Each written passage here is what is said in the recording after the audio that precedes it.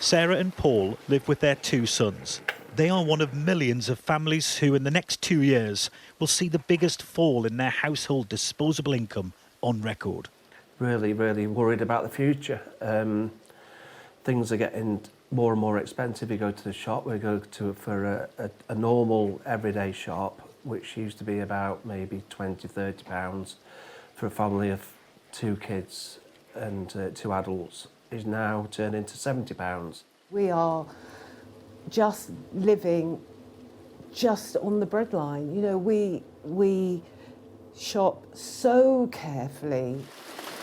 A few miles down the road in Sheffield, the council here is facing surging costs.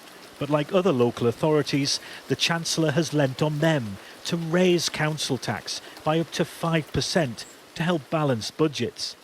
But it might not be enough.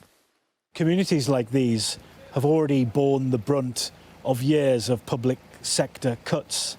And councils have seen a reduction in the amount of grants they get from central government by nearly 40% since 2010.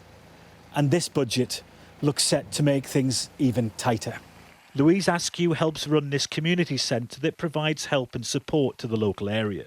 She's worried that a rise in council tax will squeeze already struggling families. This community is a working community. A lot of these people work, and you earn what you earn. Where do you find that extra money from to pay for these services? Where do you find that money? It's just not there. So that means that people then live in poverty. There's an art class going on down the corridor. While the Chancellor has found more money for benefits and pensions, some here are still worried. People are struggling to buy food now, so where are they going to get the extra money from to pay the council tax? And these people not going to pay the council tax and ending in court putting more and more debt on them. So it's a vicious circle. There's people out here who can't afford it, and that's not fair for them.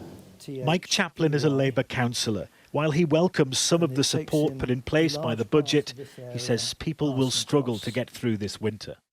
What is your gut feeling about what this budget means for the people who you represent? It means more hard times, more difficulties in making ends meet. I think it's also worsening people's life chances. Their health's going to deteriorate with those hard choices.